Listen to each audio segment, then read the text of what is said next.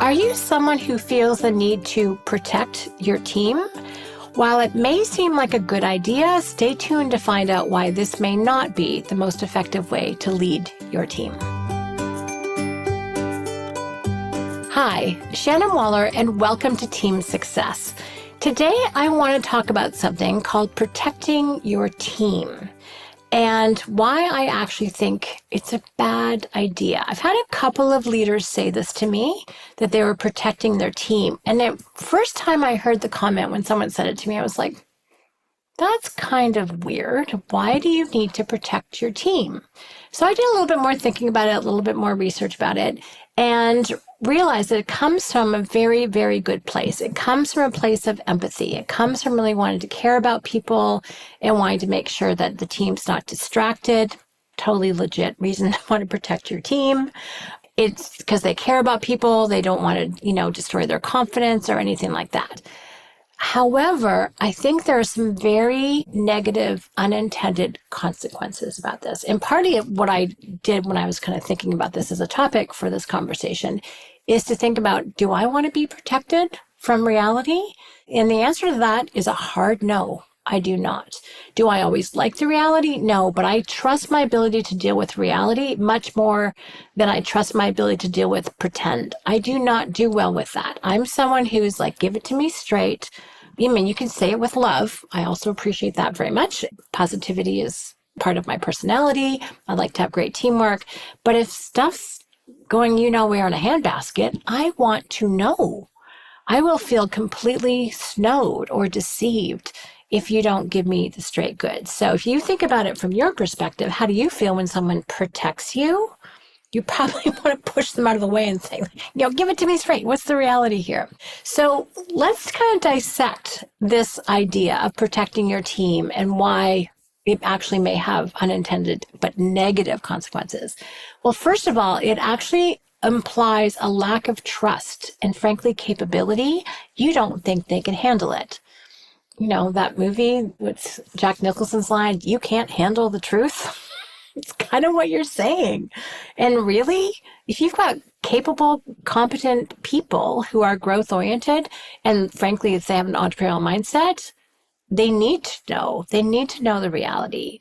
We're not talking about anything dramatic here. I mean, if you have some degree of transparency, people hopefully know what's going on, because then they can help deal with it. If you really protect them and keep them in a bubble, you're going to create a team that actually cannot handle anything or anything challenging, which means they don't grow, which again is not what you want. So if you think they can't handle complexity or uncertainty or bad news, then they live in this pretend world. We know that that's not usually the case. And it really diminishes their sense of ownership and capability, as I said earlier, because most people are aware that businesses have ups and downs. They've got challenges. Not everything is hunky-dory. The world is a pretty interesting place right now. If you're like, oh, no, everything's fine, and they're like, yeah, no, then they're just waiting for the other shoe to drop. So now you've added anxiety into their systems. Again, not particularly helpful. The other thing is it really stunts their growth. If they don't have challenges, they can't grow. Same as if when you go to the gym, your home gym, your other gym, wherever you go, or wherever you lift anything heavy, part of why it works is because you have to exert effort to overcome resistance. You're resisting gravity with heavy weights. And so if people never experience any resistance, they can't grow. They become stunted. They become less capable. Again, you're not a parent in this role. You're a leader. And so very important to really appreciate that true learning comes from facing challenges, from making mistakes, adapting to new realities. We all had to face a brand new reality in 2020. So guess what? They can do it again. And I know, at least for our team, we celebrated just how darn resilient we were and how we bounced back and how we adapted. Whew, that was exhilarating in some ways. Would I have chosen it? Nope. But can I be grateful for what I've learned and how much more capable I am as a result? Absolutely. I wouldn't have the Zoom capabilities I have. Dan and I did some great work together. He changed actually how he designs workshop tools and how he leads conversations as a result of moving everything to Zoom. And he took that back to in person. So there's some real benefits in terms of how you can grow out of those situations. So protecting them from the situations where they would grow, you're stunting them. Again, don't think you want to do that. It also can create a lack of business alignment. They don't actually know what's going on. So when they're out of the loop on priorities or struggles or financial realities, they again feel disengaged. They don't have the bigger picture. And I'm someone, if I have the bigger picture, the context, I will make the right decisions.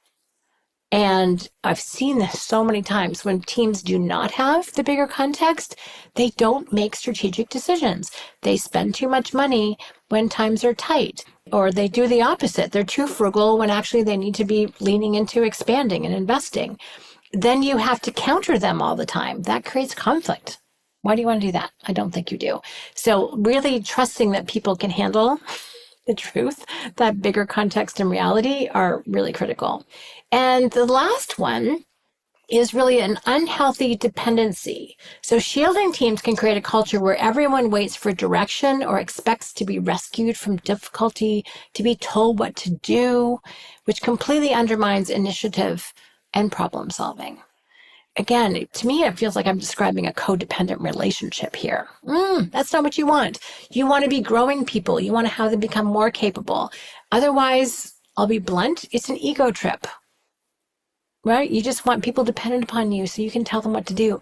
Yeah, no, that's not the type of company that we're growing. That's not the type of company or organization that we're developing. You want to create people who are incredibly capable, make brilliant decisions. They have all the information they need and they free you up and they help the company grow in new ways you couldn't have even forecast because you don't have their mind. You don't have their insight into how things can work even better. So I know you could be coming from a good place with this, but I have to tell you, I really don't think it's a good idea. Now, I will put one caveat in here. If your team is getting bombarded with work from a million different places, I'm exaggerating slightly, but dozens of different people at different times, and they're having trouble filtering it, yes, you need to create a filtering system. But it's not so much about protecting, it's about organizing the flow. Think about, as my friend Kathy calls it, being a traffic cop. And you want to make sure that things are flowing properly so that there isn't just a traffic jam with all of the ideas and the projects that need to happen. But those exist out there, so this should not be a surprise. But you're not protecting people. You are organizing the workflow so that they can do their best work, and they're not having to make some of those key decisions because you've set up a system to figure out what's urgent, what's less so, what goes into this slot, who gets this and what timing, right? That's organizing it for them so they can do their best work. It's not protecting them. It's not protecting them from the bigger reality. They know they have a lot. They can see what's coming down the pipe, right? You're being transparent about those, hopefully, is the goal.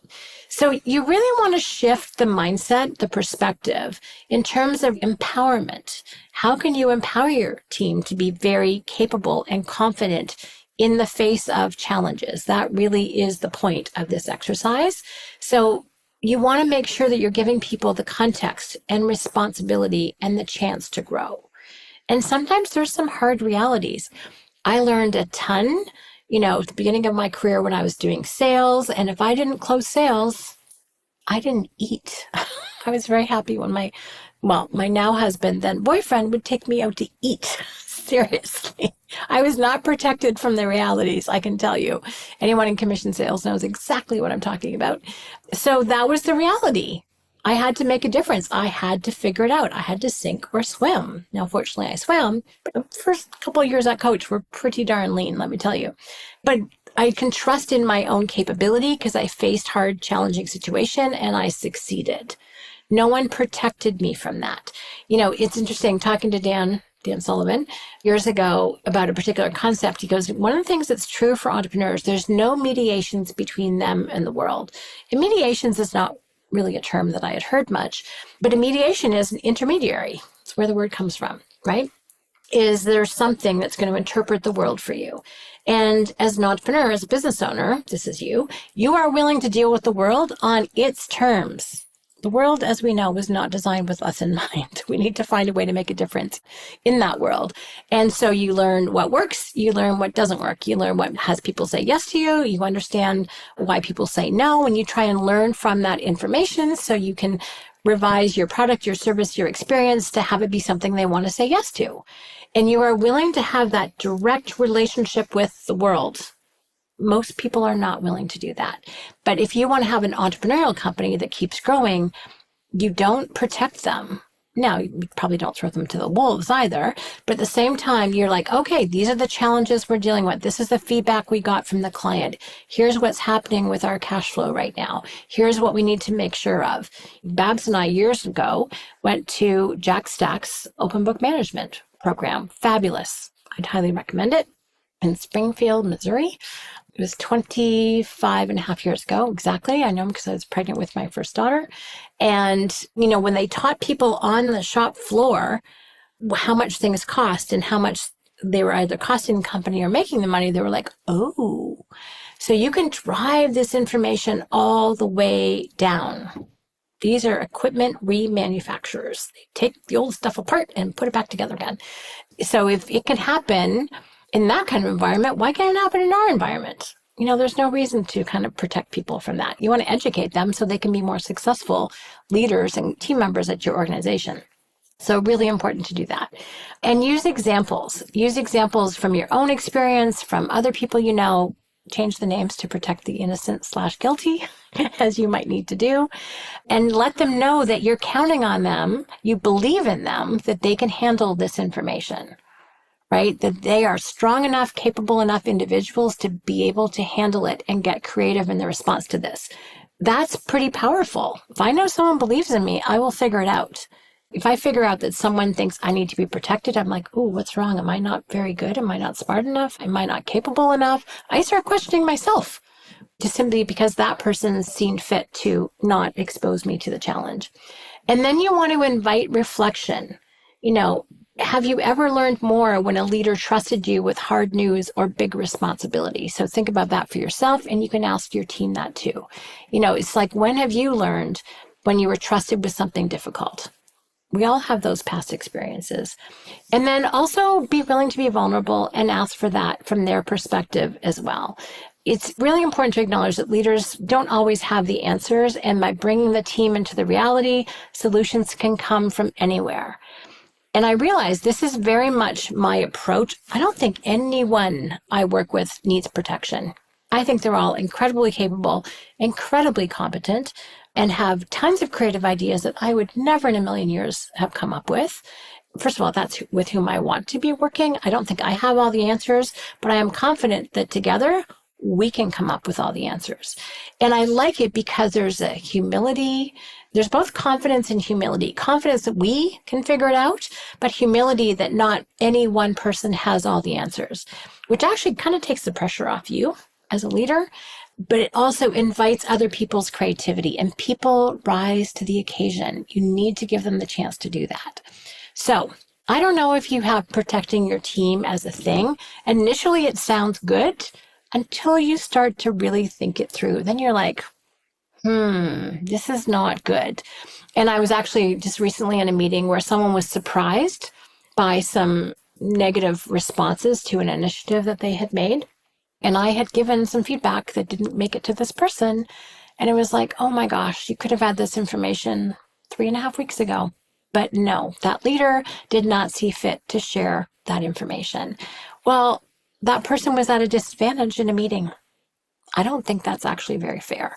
I truly think that we do people a disservice when we do not share the information. We might want to be gentle with it. We might want to share it compassionately, but it doesn't mean hiding it. It doesn't mean burying it. It doesn't mean ignoring it. It means actually say, hey, we got some tough feedback. You've got some tough client feedback. I know you have. And did you make them wrong? No, you figured out how to deal with it. And that's exactly the same skill and talent and capability that your team needs to develop as well.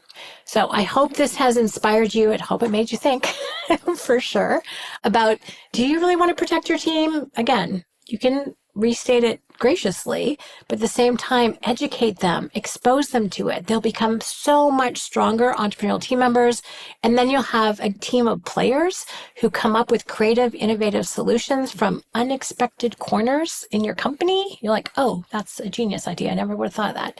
So if we just trust that people can deal with it. They deal with life. Life is often challenging for lots of folks. Then we're actually treating people as adults. I actually think this is about recognizing that people are not kids or teenagers that need to be protected. These are grown adults that actually, when we share the reality with them, can help us deal with it creatively, with initiative, with care, with compassion, and most importantly, with innovation and with confidence. So hopefully this has inspired you to take leadership with your team in a new way. Or if you see a leader in your company that is protecting their team, share this with them. They might need to hear this message. So anyway, feel free to get this message across, because I actually think it's really important if we want to design and have and implement the type of companies that we actually want to be a part of.